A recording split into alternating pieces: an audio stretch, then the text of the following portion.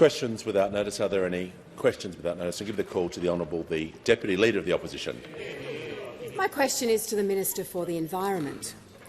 Does the government still intend to reform the EPBC Act in this term of parliament? And is the minister aware of any impediments to its passage? Order. Order. Members on my left will cease interjecting. No. The members was given the courtesy of silence, and the minister is going to be given that same courtesy. She has the call. Thanks so much, Mr Speaker. And it's a very interesting question coming from a former Minister for the Environment. Order. No, we've just discussed about showing courtesy, as the Deputy Leader was. So let's just get through the first question.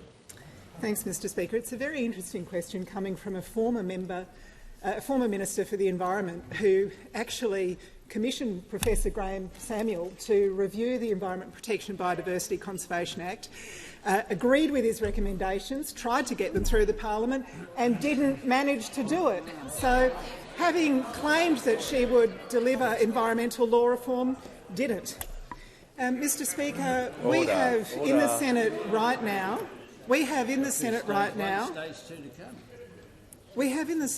stage 2 of our environmental law reform. Stage 1 passed through this parliament around this time last year. We established the nature repair market and, of course, we expanded the water trigger. Stage 2 is in the Senate right now, and if those opposite had any sense, they would vote for it in the Senate, because what it does is provide faster, clearer decision-making for business, something that business has been calling for, since 2020, when the former minister reviewed.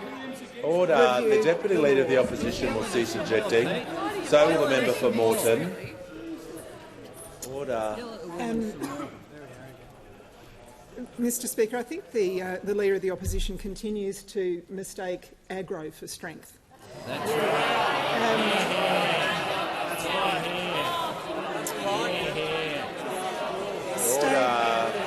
Order. Stage 2 of our environmental law reform has something for everyone. It's got faster, clearer decisions for business. It's got much stronger environmental protections. What it does is establish Australia's first Environment Protection Agency. It also establishes Environment Information Australia, which would provide much clearer data about how we're going with the environment, and it would also provide information to business about where and how they can develop all of the projects that we know Australia needs, the infrastructure projects, the housing projects, and so on. And the real mystery here is how those opposite, having commissioned Professor Graham Samuel to the Deputy Leader of the really Opposition. good look at our environmental laws, were not able to accept Professor Samuel's recommendations given to your government when you were the minister. Order. Give the call to the member for Gilmore. My question is to the Prime Minister. How has the Albanese Labor government used the last 2 weeks of parliament to deliver for every Australian, and what has stood in the way? Give the call to the Prime Minister. Well, thanks very much, Mr Speaker. Well, over the last fortnight of the parliament, we have concentrated on major reforms that will make a real difference for people. Legislation to provide cost of living relief, including helping 40,000 Australians buy a home. Free TAFE, fixing HECS indexation, increased wages for early childhood workers, 15%. 10% starts next week as a direct result of what we have done. But we've also done major reforms to build and strengthen our future. Importantly, major aged care reform, the most significant reform in a generation. And we will have Future Made in Australia legislation passed in the Senate this afternoon.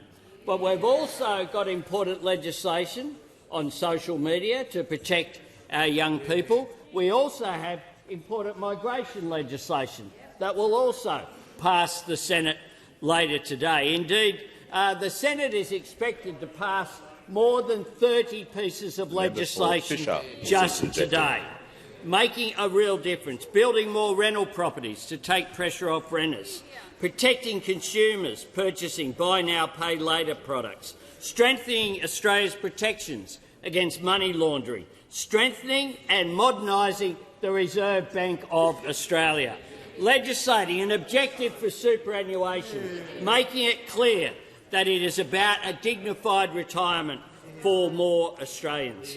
This is what it looks like to have a government that's prepared to work across the parliament to turn promises into progress. What those opposite have done consistently is just seek to oppose. We're getting things done, they're just getting angry, as we just saw during the last questions. We're acting responsibly, they're acting recklessly. We're cutting the cost of living, they're cutting Medicare pensions and housing. That's what they want to do. We're fighting for Australians to earn more and keep more of what they earn. They want people to work longer for less. We're fighting inflation, they're fighting amongst themselves. They talk a lot about industrial relations, but they have spent the last 2.5 years on strike. The last 2.5 years just saying no to absolutely everything whenever they could. Not putting up an alternative after almost 3 years of the parliament sitting. This Leader of the Opposition is yet to come up with a single costed alternative policy. Order. Give a call to the Honourable Leader of the Opposition. Thank you very much, Mr Speaker. My question is to the Prime Minister. Prime Minister, the Australian people cannot believe how incompetent and weak your government has been over the last 2.5 years. Your government has wasted $450 million on the Voice referendum, which divided the country, and your economic and energy policies have driven up the prices of everything. The Leader of the Opposition will pause. The member for Moreton to be yelling when someone is asking a question is now going to be made an example of. You'll leave the chamber under 94A. Order. No. Maybe the last day for the year, but we're not going to be having this sort of behaviour. So it goes for everyone. The Leader of the Opposition will begin his question again. Thank you very much, Mr Speaker. My question is to the Prime Minister. Prime Minister, the Australian people cannot believe how incompetent and weak your government has been over the last 2.5 years. Your government wasted $450 million on the Voice and divided our country. And on economic and energy policies, you've done nothing but drive up the prices of everything. Prime Minister, why not call an election now to put Australians out of their misery and allow a competent coalition government to get our country back on track? Prime Minister has the call. Order. No. Order. The Minister for Social Services. You'll never get to go, mate. Order. When the House comes to order, Prime Minister now has the call. Well, thank you very much, Mr Speaker. Well, that's not the first time that the Leader of the Opposition has called for an election, because he said we should have an election because we wanted to give a tax cut to every taxpayer. That was before he rolled over and had his tummy tickled and voted for it. Mr Speaker. And now he's suggesting that we should have an election, I don't know, New Year's Day. New Year's Day. Talk about in touch. But he's got form when it comes to recklessly mouthing off, Mr Speaker. Remember, in the lead-up last year to Australia Day, he demanded a boycott of Australia's largest employer, Woolworths, because they didn't stock the right thongs. He dumped his own 2030 targets without warning his party. Order. The member for Hume. He talks about a referendum. He's promised another one. Mr Speaker. He hasn't mentioned it since, but he made that commitment before the election. He said that one of his nuclear reactors would produce a Coke can's worth of radioactive waste, Well, he was wrong by a factor of, wait for it, 12,500. 12,500. He called for a national ban on TikTok before he set up his own account, Mr. Speaker. If you can't ban him, join him. That's his approach, Mr. Speaker. His schemes are half-baked. He has nothing but anger and recklessness. He has no costings, no detail for any policy that he is putting forward. Policy positions that barely survive around the breakfast TV. I don't know what he'll do next week when Ray retires, Mr. Speaker. His Thursday mornings, those tough interviews, I don't know what he'll do. Because there's no accountability from this bloke, no accountability, no hope from him, just note to everything. No hope, just note.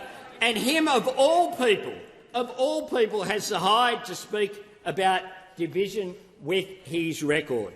Division with his record of seeking to divide people, whether it was the African community in Melbourne, whether it was all the other comments that he has made, his whole history of seeking to divide Australians, everything he has done points towards that. He's made a career on being angry and pointing at other people and saying you should be angry about them. That is who this bloke's character is, and the Australian people know it. Order. Prime Minister's time has concluded.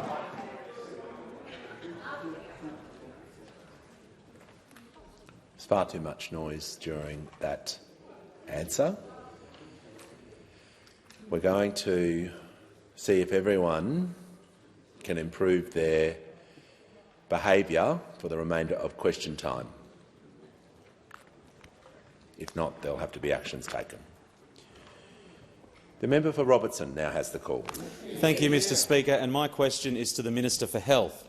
How is the Albanese Labor government working to make medicines cheaper for all Australians and strengthening Medicare?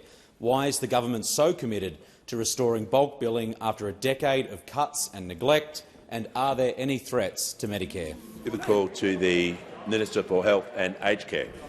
Well, thank you, Mr. Speaker, and I want to thank the member for Robertson, because there is no one in this chamber who has a deeper understanding of what is happening on the front line in healthcare right now than the member for Robertson. Because when he's not in this building or he's not working hard as a local MP, he's pulling shifts as an emergency doctor at the Wyong Hospital, seeing every day the impacts of a decade of cuts and neglect to Medicare. And that's why the member for Robertson and everyone on this side of the House campaigned so hard on our promise to strengthen Medicare and make medicines cheaper.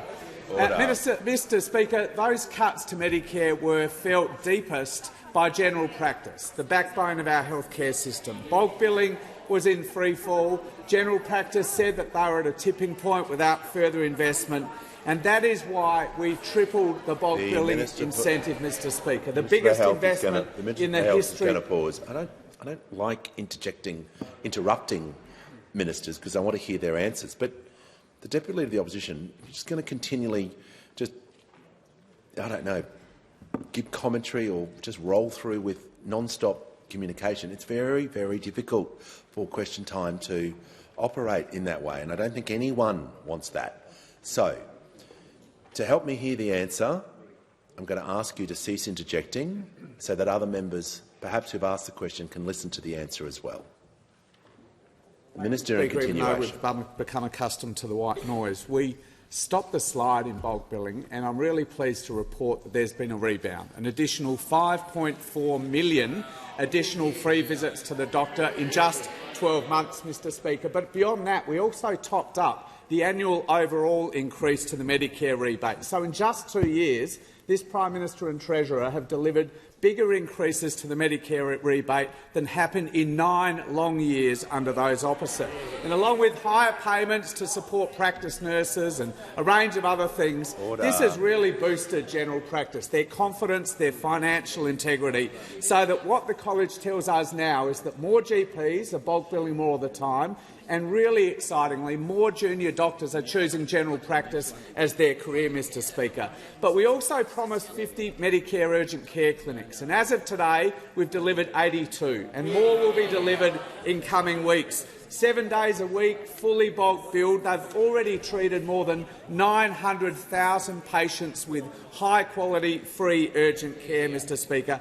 And of course, we promised cheaper medicines, and we've certainly delivered on that. Last year alone, Mr Speaker, 22 million additional scripts to pensioners completely free of charge. We delivered the biggest cut to the price of medicines for general patients ever, and we finally allowed up to 6 million patients to get their scripts for ongoing chronic conditions for 60 days, not just 30. So, Mr Speaker, more doctors, more bulk billing, more free urgent care and cheaper medicines. This is making a real difference every day to millions of Australians. Now, we know there is more to do, Mr Speaker, and we are committed to doing more, because only the Labor Party will strengthen Medicare. Only the Labor Party, because we know you simply can't trust the Liberals on health. Give the call to the member for Fowler. Speaker, as we come into an end of the parliamentary term, I'd like to wish everybody a very Merry Christmas and a safe New Year, and looking forward to seeing you all again in 2025. But my question is to the Prime Minister. At my manufacturing roundtable in Fowler, people shared with me that they're grappling with the rising cost of energy, supply, labour, freight and insurance, to name a few. What steps have your government taken to tackle insurance costs, as it's adding to the cost of living for middle Australians?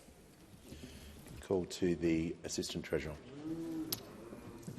Thank the member for Fowler for a question and for the good wishes that she extends to all members of this House, and if I can return that to the member for Fowler as well. We know that Australian households and businesses are doing it tough, and insurance affordability is a key driver of one of those pressures. Since coming to government, the government has put in place a comprehensive plan to help address some of the drivers of insurance costs.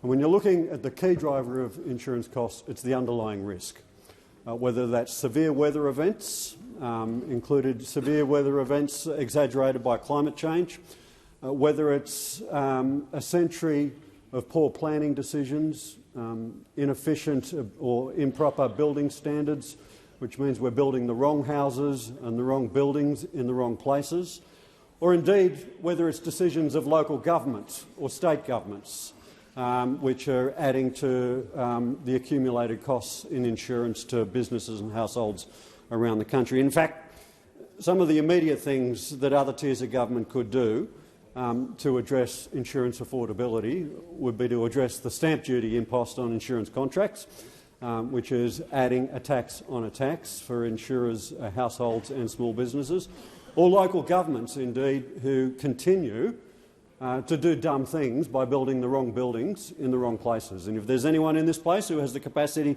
to influence local governments in the decisions that they're making around approvals and planning processes, then that would add to improving insurance affordability across the country. Order. Now, Deputy Speaker, there are some things that the Commonwealth Government is looking at, and I want to, in particular, pay tribute to the fantastic work that the member for Fraser has done as chair of the House Economics Committee. Ably assisted. I see the member for Macquarie. I see the member for Calare, who was instrumental in establishing this committee. A tremendous body of work has been put in place by this committee. 89 recommendations, some of them to government, some of them to industry, and some of them to regulators. Over the coming months, we're working through those recommendations, and we'll have a response to Parliament and the community in the early stages of next year. But there is work underway at the moment, and that includes the establishment of the Disaster Ready Fund, $1 billion that we've established to spend over the next 5 years to put in place mitigation efforts, particularly in those disaster-prone regions, to ensure that we can firm up infrastructure and fund community and household-level improvements. We've established a housing insurance partnership so that we can have the data and information that insurers have available to communities to put downward pressure on insurance premiums. A lot of work happening, a lot more to come. Call to the member for Boothby. Thank you, Mr Speaker. My question is to the Treasurer. What progress has the Albanese Labor government made in the fight against inflation and helping with the cost of living? What obstacles stand in the way? Give a call to the Treasurer. Thanks very much, Mr Speaker. Thanks to the member for Boothby, focused as always on the cost of living pressures being faced in her community and indeed right around Australia. We know that when we came to office, inflation was much higher and rising. Real wages were falling substantially and living standards were falling as well. And so even with all of the progress that we've been making across so many different policy areas run through a moment ago by the Prime Minister and in the Senate earlier today, our major focus throughout has been the fight against inflation and helping Australians with the cost of living. Now, we know that we've made really quite substantial progress when it comes to inflation, but as I've said on a number of occasions, we know that doesn't always translate to how people are feeling or faring in the economy. We know we've got more work to do, and that's why our cost of living help is so important. But any objective observer of what's happening with inflation in our country over the past 2.5 years would recognise and acknowledge that every aggregate measure of inflation is now much lower than when we took office. It's true of headline, quarterly and monthly. It's true of trim mean. It's true of non-tradable. It's true of trimmed mean. It's true of excluding volatiles. All of the measures of inflation, all of the aggregate measures, much lower now on our watch than they were under those opposite. And that's partly because of our surpluses. It's partly because of our cost of living help. It's about our responsible economic management, Mr Speaker. It's also because we are taking a very tough approach to the supermarkets in this country. And it beggars belief earlier today, Mr Speaker, when this side of the House voted for farmers and families, when this side of the House voted for a mandatory code for groceries with tough penalties, those opposite voted for a protection racket for the big supermarkets, Mr Speaker. They talked a big game, but when it came time to put your hand up for farmers and families, they abandoned them once again, just like they have vacated the field more broadly when it comes to the cost of living, Mr Speaker. Now, Australians are doing it tough. They would be doing it tougher were it not for our cost of living help, and they would be doing it much tougher under those opposite, Mr Speaker. We know that they are a risk to household budgets because we know their record. We know that at every turn they voted against cost of living help. And we know that last time they were in office they went after wages, they went after Medicare, they went after housing, and all of that meant that when we came to office inflation was much higher, wages were much lower, living standards were going backwards, and there was debt and deficits as far as the eye can see. Now, in the last 2.5 years, we've made substantial progress, but we know that there's more work to do. Our priority on this side of the House is getting inflation down, getting wages up, strengthening Medicare and building more homes, and we'll continue to do that despite the opportunistic opposition of those opposite. Before I call the next questioner, the member for Casey has interjected 17 times since question time has begun. I may not mention the person's name, but I keep a tally on how many times people are interjecting. And if that behaviour is completely unacceptable, so you'll leave the chamber under 94A.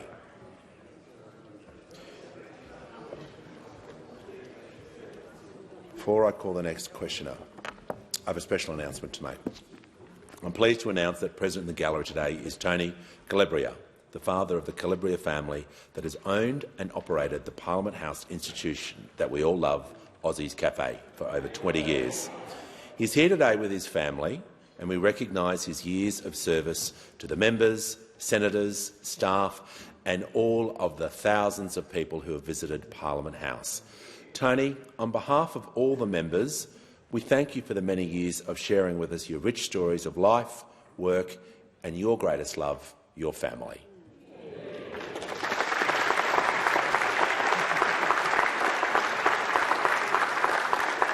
And on indulgence, I call the Prime Minister. Thanks, Mr Speaker. Well, it is indeed a great pleasure to have Tony Calabria join us today.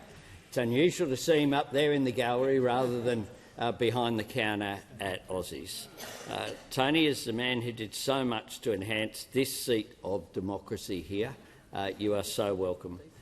Parliament House is, of course, one of the largest buildings in the Southern Hemisphere and the most visited building in Australia. And your presence there is just absolutely extraordinary. It is, of course, such an institution that you and your family have made a part of. Those of us who've been coming here for quite some time, whether as members or staff of the parliament, it's a part of our being home there. And it's a cafeteria where everyone is welcome, where lots of chats take place between people, and it is very much at the heart of this building in terms of its spirit. So you have been such an important part of this building. Can I thank you as well, make this point, that the discussions that you have, whether about football, different sorts of football, whether at the round ball game or rugby league for your beloved Canberra Raiders, or whether it be as a fellow Italo-Australian, we talk about the connections that are there between the Italian community in Australia, who of course have made such an enormous contribution, particularly to small business. Your commitment, your friendliness, my son, who's now 23, of course, has been coming there since he was in a pram. And now this week he was there having a cappuccino as a 23-year-old. We will miss seeing you every day in the parliament, but I'm sure we will run into you. And so to you and your family, you are much loved by everyone in this building, and we thank you. And on indulgence, the Leader of the Opposition. Thank you very much, Mr Speaker. Well, I join with the Prime Minister in supporting his very lovely words in relation to Tony, who's been a feature of this place and a dear friend to many of us for a long period of time. In 23 years that I've been going to Aussies, I've never been to Aussies where Tony or Dom or Anna haven't been there, so I don't know what's happening at Aussies right now, but there may be staffers going for free coffees or something is happening, but it's wonderful to see your beautiful family up in the gallery today, Tony. Tony came here as a 14-year-old migrant to our country. He has worked every day since then. He's educated his children, he's provided a role model and has given that love to his family that has created a remarkable legacy. And Tony, to you, I wish you every success, mate, in your health and into the future. I know it's a wonderful joy to you to see Dom take over the business and now for your grandson to be involved in the business as well. And to all of you, I just say thank you very much for providing us with the warmth, the reception that we are greeted with, and the way in which you provide support to us, to our families and to everyone in the building has meant a lot to us, and it's a very significant part of our lives to celebrate 2 decades of your service to this parliament, and we celebrate your great migrant story, but most importantly today, the Calabria family, and I wish you every success into the future.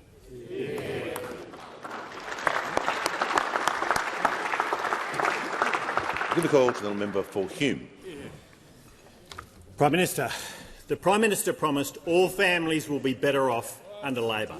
But instead, under Labor, interest rates have increased 12 times, core inflation is higher than every major advanced economy and is rising, living standards have fallen off a cliff more than any country in the OECD and worst on record. We're in a household recession which is the longest on record.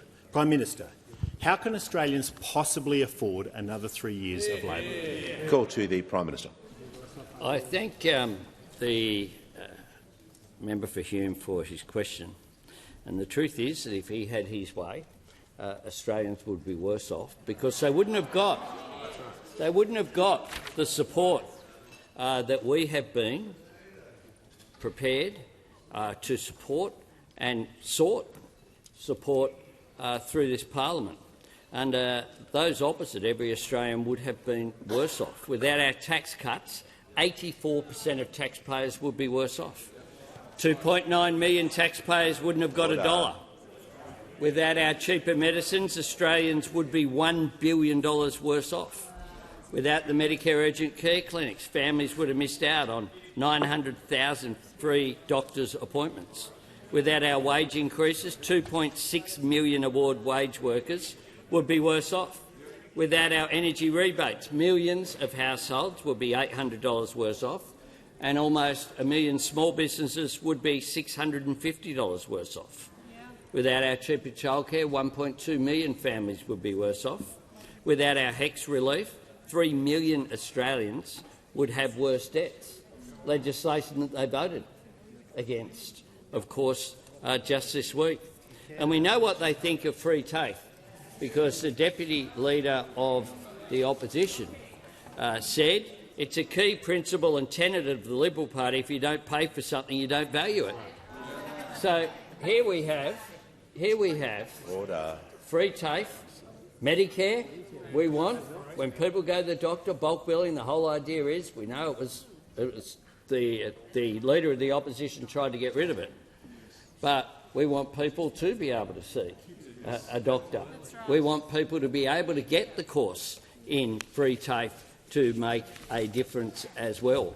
And those opposite have opposed all of those measures, and they've opposed, of course, our industrial relations changes that have seen thousands of workers be paid equal to the people that they're working with if they have the same qualifications, the same experience.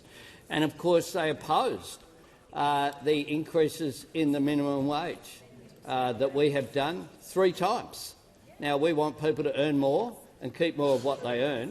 What they want is for people to work longer for less. So whether it's strengthening Medicare, building more homes, cutting inflation from having a 6 in front of it to a 2 in front of it, making a difference there, or lifting real wages, all of those measures that we have put in place have been opposed by those opposite, and then they have the hide to speak about living standards. How about they just for once vote for an improvement in living standards and cost of living, because they've failed to do it for 3 years.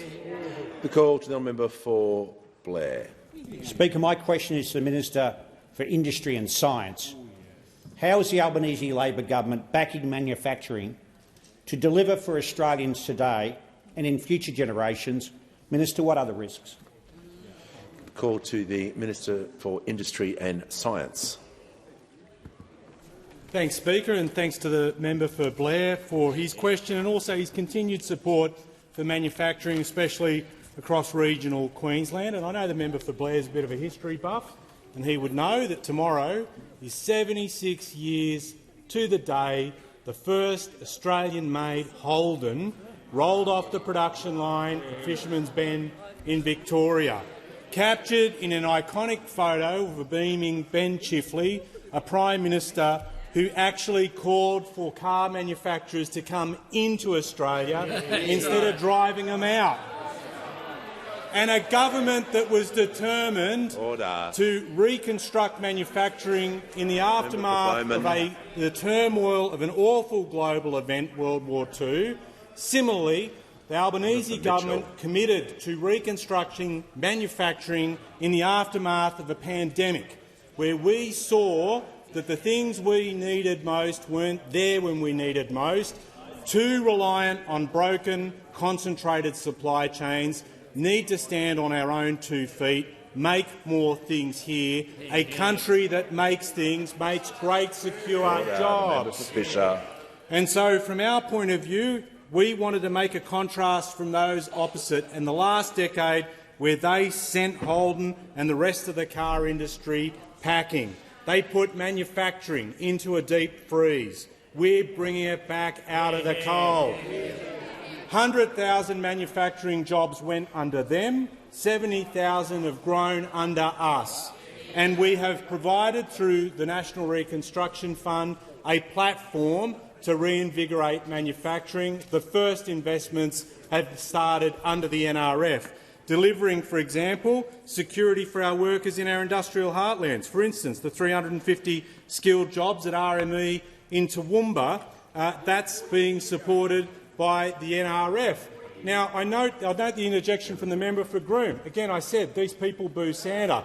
We are investing in his electorate. He's opposed to it. I remember when there used to be a member for Groom that backed Aussie manufacturing. Remember Ian McFarlane? And Ian McFarlane actually championed manufacturing.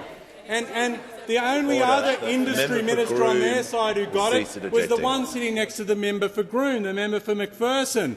But apart from that, they just sneer at manufacturing, oppose the NRF, oppose energy price relief for our manufacturers, oppose tax cuts for manufacturing workers, opposed fee-free TAFE to bring in more skilled workers into manufacturing, and also oppose the NRF. We are about a country that can stand on its own 2 feet, giving great jobs to blue-collar workers. All they are about are photo ops and denying the chance for manufacturing to grow. Has concluded. Call to the honourable member for Riverina. Thank you, Mr Speaker. My question is to the Minister for Climate Change and Energy. Responding to New South Wales electricity blackouts yesterday, Premier Chris Minns was forced to concede, and I quote, "Solar production in the energy market starts to come off at 3 p.m, exactly when people start to return home. So if you could not use your pool filter, dishwasher, washing machine between 3 p.m. and 8 p.m, you'd be helping the grid." Minister, this was just one moderately hot day before summer. Is this what Australian families can expect under Labor's reckless race to 82% renewable energy by 2030? Call to order. Give the call to the Minister for Climate Change and Energy. Thank you very much, Mr Speaker. I thank my honourable friend for the question. And yesterday I outlined to the House, Mr Speaker, the situation in New South Wales, which was that 5 power plant units were down, 4 coal, 1 gas, 3 to be expected, 2 breakdowns, Mr Speaker, and that did put pressure on the system. Now, it takes a particular level of prejudice against renewable energy to say that coal-fired power station breakdowns are caused by renewable energy, Mr Speaker. I'm not quite sure the logic there, but those opposite, I'm sure, have an explanation as to how that occurred. It's all the fault of renewable energy again, Mr Speaker. Now, I know those opposite are disappointed that actually yesterday there were enough energy reserves in New South Wales and there were no blackouts caused by a lack of energy, Mr Speaker. That comes as a considerable disappointment to the member for Fairfax in particular, who wakes up every morning, turns the light switch on and is disappointed when the lights come on, because he's more interested in political power than reliable power, as the member for Fairfax, Mr Speaker. Now, the member for Hume interjects. The member for Hume interjects. He's been very voluble. He's been very voluble. He asked me this morning, have I kept the lights on, and I did manage to give him an affirmative answer. But the member for Hume, to be fair, is an expert in these matters because he used to hold my portfolio. And they say it's responsibility of the Energy Minister to ensure no blackouts, and they have a point, Mr Speaker. The member for Hume knows a lot about it. In 2019, when he held my job, he gave a speech and he said, "There are real risks, particularly in Victoria, as we approach summer. It's important that we apply pressure to ensure there is balance in our electricity system because we have real risk of blackouts in Victoria this summer," the member for Hume said when he was Minister for Energy. And he says there were no blackouts. He says there were no blackouts when he was Minister for Energy, Mr Speaker. He says there were no blackouts, Mr Speaker.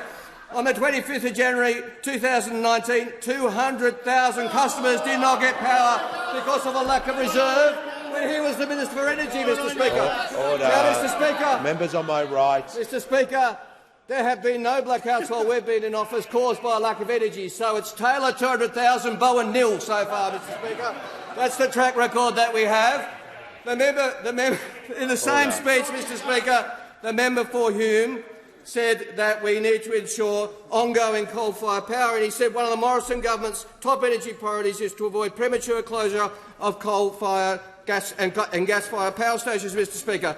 Following giving that speech, it was announced in October 2019 that Callide B would close, October 2019 that Loy Yang would close, March 21 Yallourn would close, September 21 Mount Piper would close, then February 22 Loy Yang, and February 2022 Eraring, which you heard about on the radio. The New South Wales government didn't tell him, the company didn't tell him because no one trusted him. Order. When the House comes to order, we'll hear from the member for Patterson. Thanks, Speaker. My question is to the Deputy Prime Minister. How is the Albanese Labor government delivering on key capabilities with a focus on the defence industry workforce, and what stands in the way? Call to the Deputy Prime Minister and Minister for Defence. Well, I thank the member for her question. Yesterday I met with Patrice Kane, the world head of Thales, a global defence industry prime, which in Australia builds our iconic Bushmasters, and we've just selected them to produce 155 ammunition. And on Tuesday I met with Charles Woodburn, the global head of BAE, who of course build Australia's Hunter-class frigates. And together these two companies employ more than 10,000 Australians in high-skilled, high-wage jobs. And be it Thales or BAE, Australia's defence industry is growing. Indeed, in the last financial year, we spent $22 billion on Australia's defence industry, and that is a record. But the real challenge is finding people with the skills, and that's particularly the case for BAE, who in partnership with ASC will build our future submarines. And that is why we are establishing a skills and training academy at the Osborne Naval Shipyard in Adelaide. But what underpins all of that is a robust public TAFE system with free TAFE at its heart. And that's why this government has committed to that, 100,000 free TAFE places each and every year from 2027, building on the 500,000 places which have already been taken up since we came to power. Now, we know that those opposite think all of that is a complete waste of money. Indeed, it would appear that the alternative skills minister of this country thinks that TAFE is just a waste of time, and when it comes to the Leader of the Opposition, he barely uses the word TAFE. But AUKUS, quite apart from capability, will be one of the great industrial endeavours in our country's history. And just as the Snowy Hydro transformed our economy in the 50s and 60s, building submarines in the decades to come will take Australia's industry into the future. Now, the Coalition think that this can be conjured up if they just dance around the fire a bit more, chanting their slogans, yelling into the echo chamber, issuing press releases. But we understand that this future will be built on people. People with skills, skills acquired at TAFE. And so TAFE is now becoming a critical enabling capability of our national security, which is being completely supported by the Albanese Labor government. Call to the honourable member for Fairfax. Thank you very much, Mr Speaker. My question goes to the Minister for Climate Change and Energy. Can the minister confirm that the work of Frontier Economics that shows the real cost of the government's energy policy to be $642 billion instead of $122 billion is accurate? The Assistant Minister, the member for Perth, is now warned. Haven't called you yet. Order. When the House comes to order, the minister will get the call. The Minister for Climate Change and Energy has the call. Thank you, Mr Speaker. I'm particularly grateful to the member for Fairfax for the question. And this is a report that he released to News Limited while the Prime Minister and I were overseas. He gets a Profile of Courage Award, the member for Fairfax, for that, Mr Speaker, but good on him. And he released a report to News Limited. He said the government's costings are the biggest con job ever attempted, based on the Frontier Economics report, Mr Speaker, and he backs himself in today, and now he asks me to confirm whether the Frontier Economics report is accurate, if I recall his question correctly. And I'm happy to give the member for Fairfax some good news, because actually I was quite impressed with the Frontier Economics report, particularly page 6, which says, "We found the report modelling matched AEMO's ISP modelling results very closely," Mr Speaker. It went on to say, "Similarly, when we compare the sum of the real costs over the modelling period to 2050, we find the report modelling is about 91% the same as AEMO's ISP results," Mr Speaker. Yes, I do think that's accurate. No, the member for Fairfax and the minister. The minister's completed his answer, and the member for Fairfax definitely has completed his question. So we will now hear from the member for Bennelong. Thank you, Speaker. My question is to the Minister for Communications. How will the passage of the Albanese Labor government's minimum age for social media progress the government's broader online safety agenda?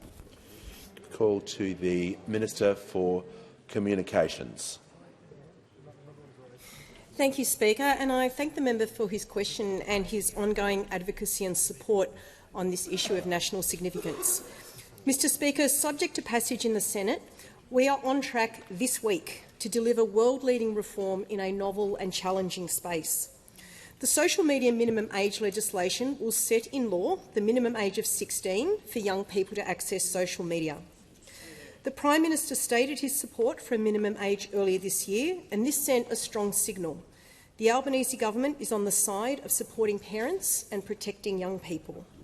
Our decision as a government to legislate and the fulfilment of our promise to introduce legislation this year was another important step forward.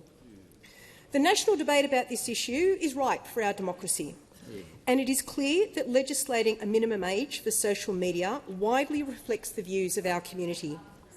We are making significant progress against the markers set by Australians, and the latest YouGov data shows that we're on the right path. Mr. Speaker, 77% of Australians surveyed support our legislation setting a minimum age of 16 for social media. The parliament is making progress. Furthermore, 75% of Australians surveyed support our digital duty of care, and 87% of Australians surveyed want stronger penalties for social media companies who breach our tougher laws. Now, the bill before Parliament reflects this community expectation. It will strengthen penalties for systemic breaches of codes to bring them into line with penalties for privacy and consumer breaches, which are set at $50 million. And once passed, this legislation will sit within the broader suite of deliverables in the Albanese government's online safety agenda. We brought forward the review of the Online Safety Act by 12 months to ensure it was fit for purpose to respond to new and emerging harms. The digital duty of care is a significant step in response to the excellent work by Delia Rickard. We quadrupled ongoing base funding for e-safety to ensure they're equipped to do their important work. We established the inquiry into social media and its impacts on Australian society, and that's made a number of important recommendations that goes to the government's principle that online safety is not a set-and-forget space. We're undertaking the Age Assurance trial, which will inform the types of technology that platforms can consider applying to assure a social media account creator is at least 16 years old. Mr. Speaker, these online safety reforms are a matter of national priority, and I thank everyone who's contributed to the debate. I acknowledge our state and territory leaders who have engaged constructively through the National Cabinet to deliver this outcome. The Premiers of New South Wales and South Australia have been instrumental in this regard. Mr. Speaker, I urge, and I hope that all members here, our Senate colleagues, to seek prompt passage of this reform to allow the Albanese government's important work to continue. Call to the honourable member for Calare. To the Infrastructure Minister.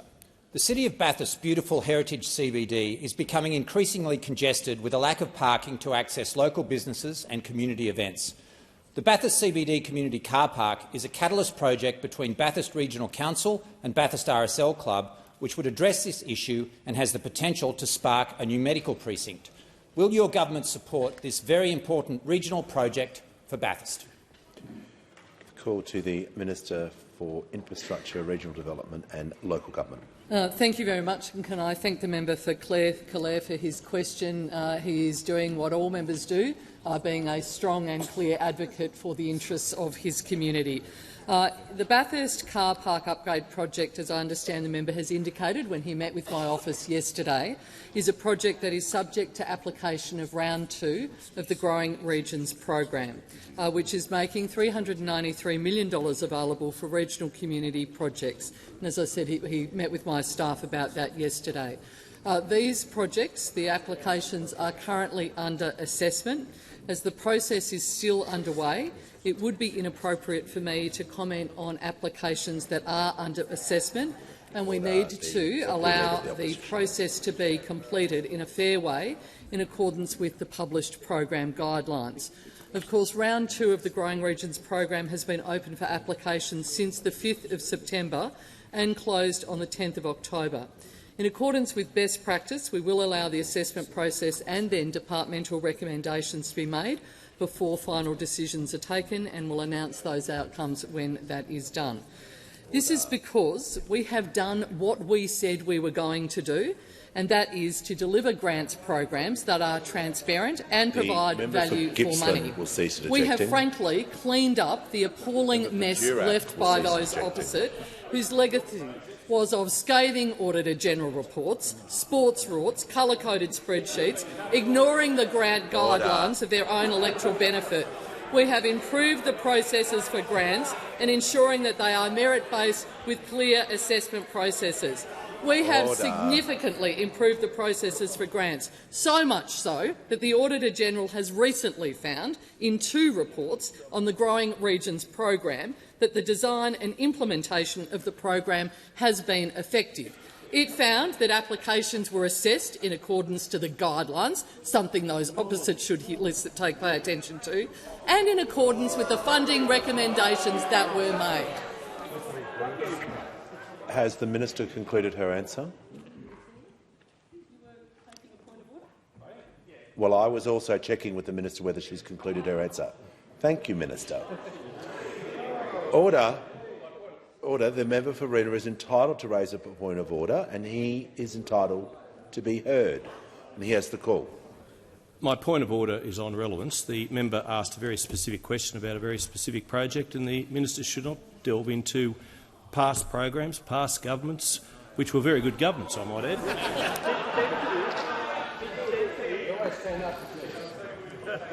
Order. The Minister for Industry and Science is warned.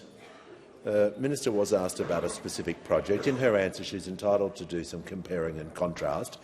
She just needs to make sure her answer is being directly relevant to the project and in line with her portfolio duties. She has the call. Thank you, Mr Speaker. And as I said at the start, this is a project that is a current application before the Growing Regions program, which I am talking about in relation to the audit report.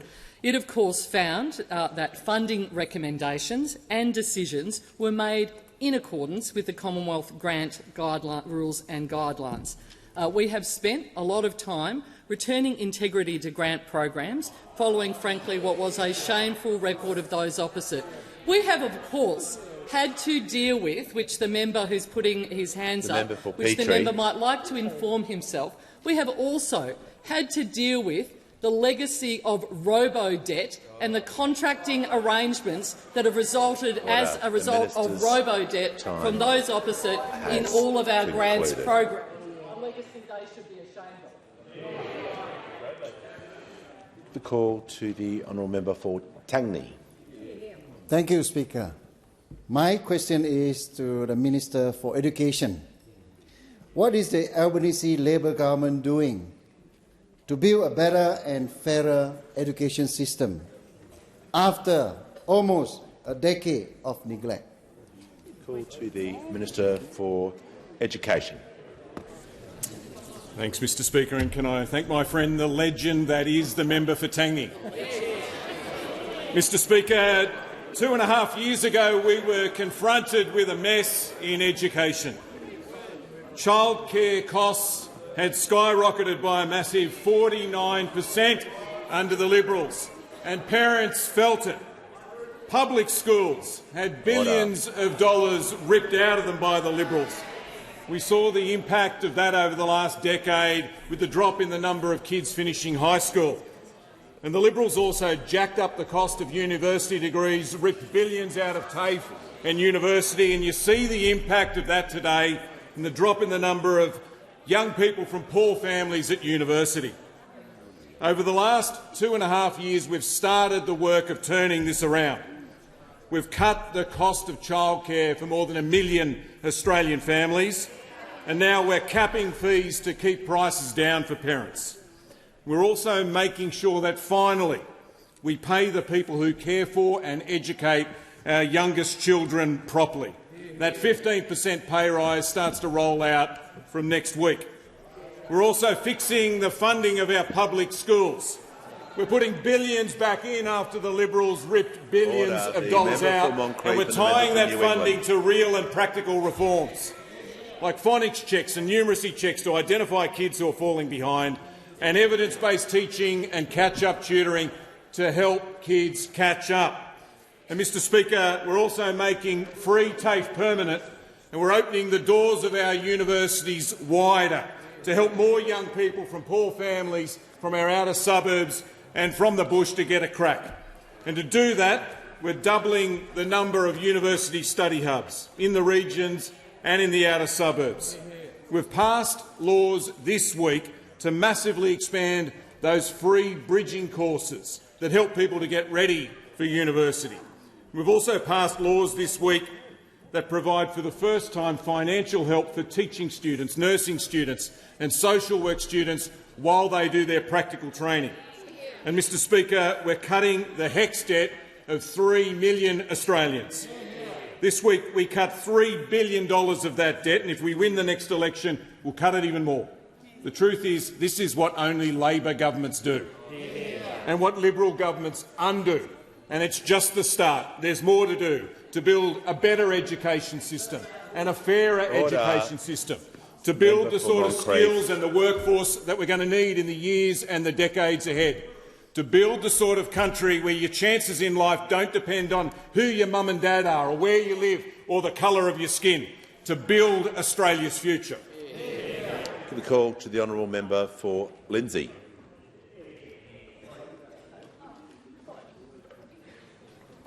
Thank you, Mr Speaker. My question is to the Minister for Climate Change and Energy.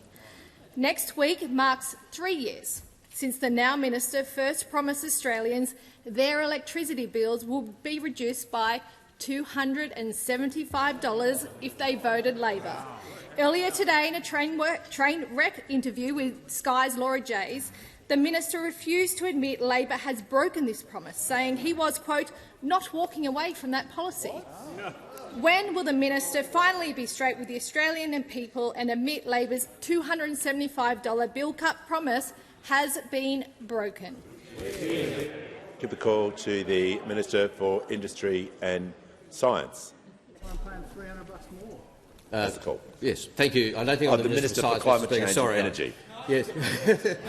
Thank you, Mr Speaker. Thank you. Just got a bit confused for a second, Mr Speaker. Thank you.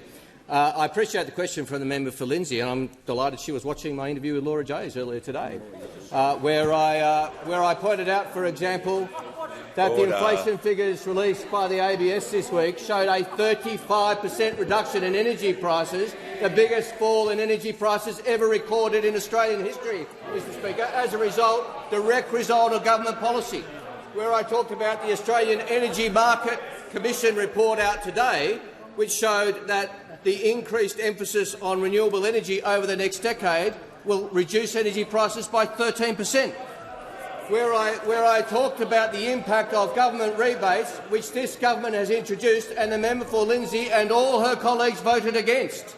Where I talked about the impact of coal and gas price caps, which we introduced and all members opposite voted against. The member for Mallee has So these are things that we are happy to talk about with the Australian people and with the opposition, because the opposition's track record when it comes to delivering real cost of living relief to the Australian people is appalling. And this government's track record is to take short-term measures to provide immediate relief and to take longer-term measures to put downward pressure on prices by introducing the cheapest form of energy, whilst those opposite want to introduce the most expensive form of energy, which is why modelling and analysis of their policies shows it would put up energy bills by $1,200 a year, which is a great result. The opposition might think, but the Australian people would beg to differ. Well, the minister has concluded his answer. Order. The member for Fairfax. Okay. Trust me, I can hear you. We will now hear from the member for Lingiari. Thank you, Speaker. My question is to the Minister for Housing and Homelessness. Minister, how is the Albanese Labor government delivering on its promise to help more Australians into a stable home? And Minister, are there any obstacles that have stood in the way? Give a call to the Minister for Housing and the Minister for Homelessness. Thank you, Speaker, and I'd like to thank the member for Lingiari for her question. She is a hugely respected member of our caucus and a great advocate for Territorians. Speaker, we came to government in the middle of a housing crisis that's been a generation in the making, to find a Commonwealth which had completely vacated housing throughout the wasted decade.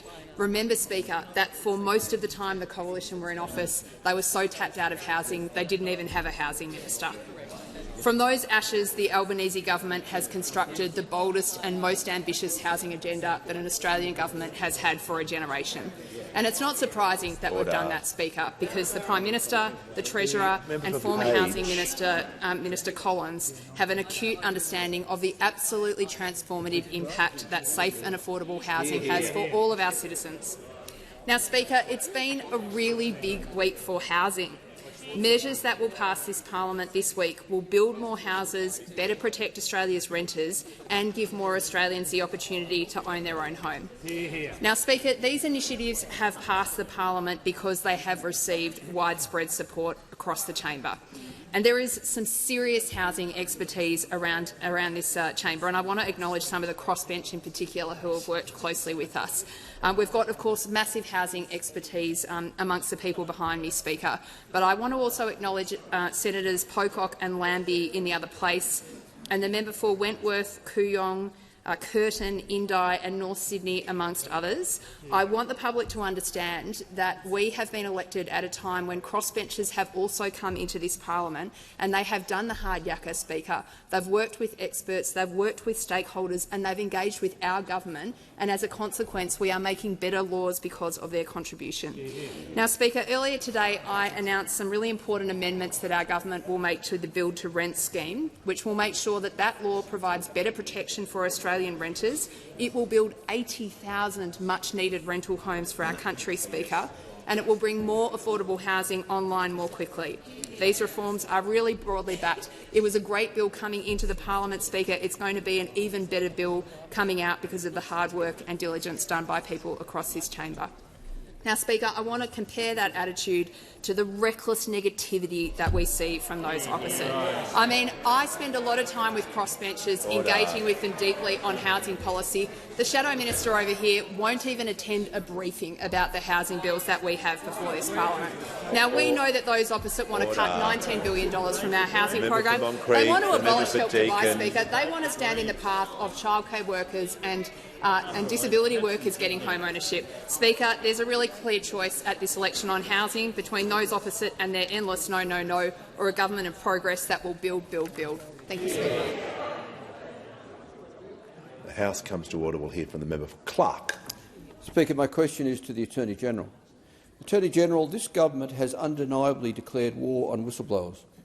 Despite promises before the last election to fix Public Interest Disclosure Act and Corporations Act whistleblower protections, we've only seen minor tweaks, and it's obvious you're kicking any meaningful reform into the long grass. So will you now, finally, actually do something to protect whistleblowers in this parliament or the next, including by supporting my bill to establish a whistleblower protection authority? The call to the Attorney-General.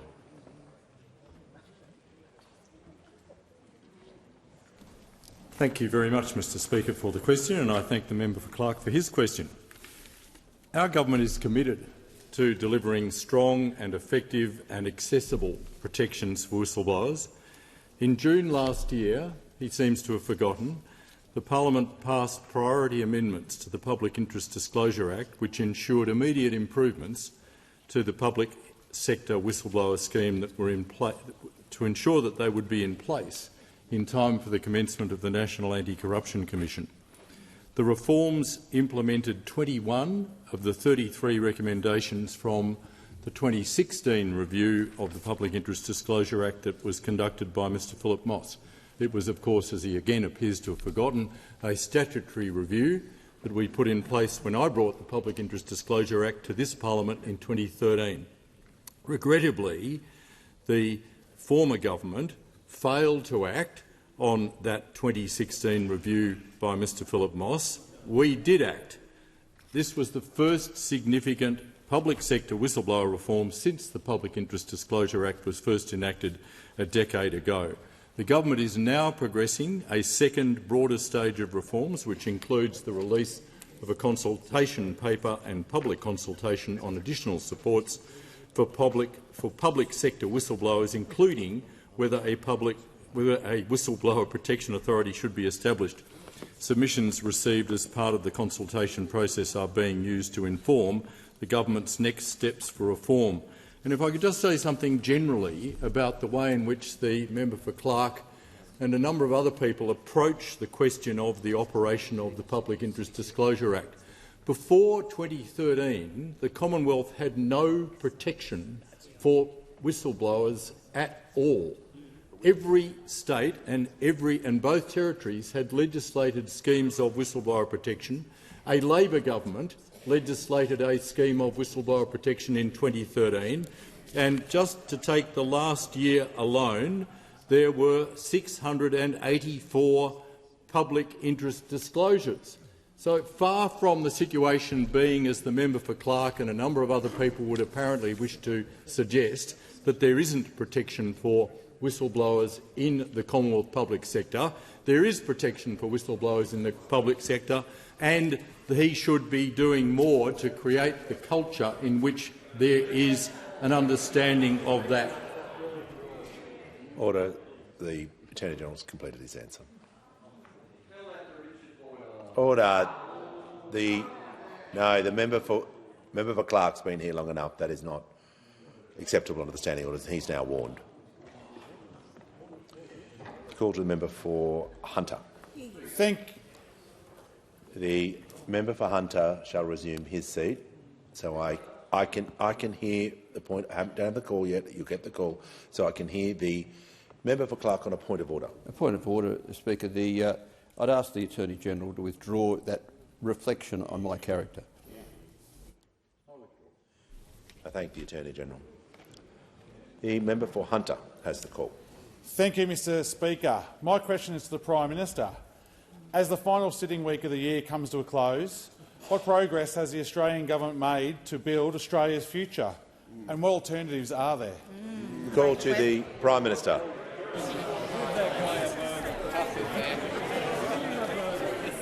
Order.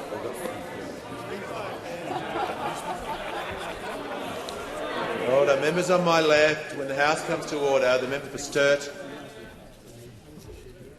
Prime Minister has the floor.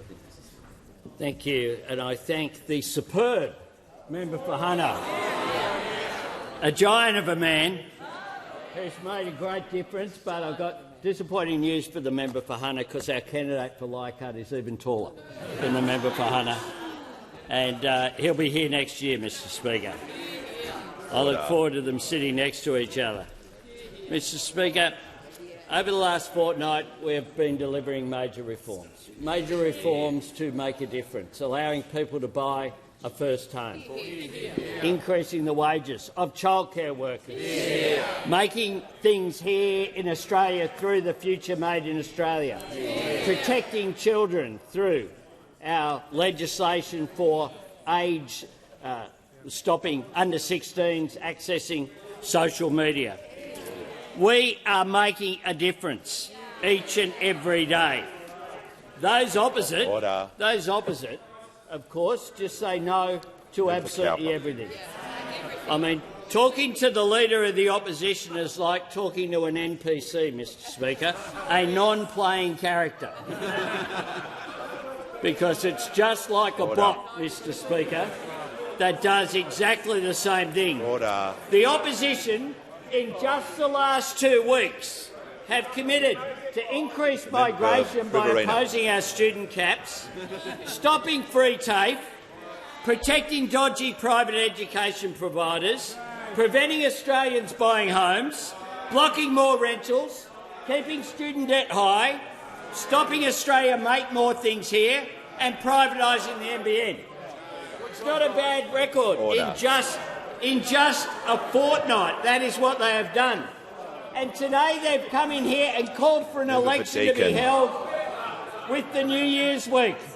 The New Year's week. He has spent all year saying the costings on his nuclear policy are coming next week or next fortnight. The clock's ticking and it never happens.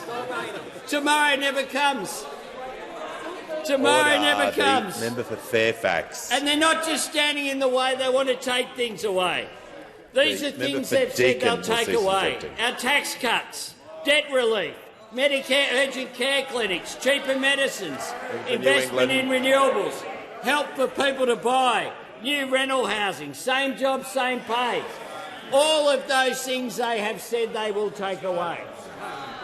The reckless arrogance of those opposite who haven't got the confidence to put forward a single-costed policy render them not an alternative government at all. Render them just a reckless bunch who will not put anything forward, Mr Speaker. Order. The members on my left, the member for Hume. Order. The member for Hinkler can resume his seat. And on that note, Mr Speaker, I ask further questions be placed on the notice paper.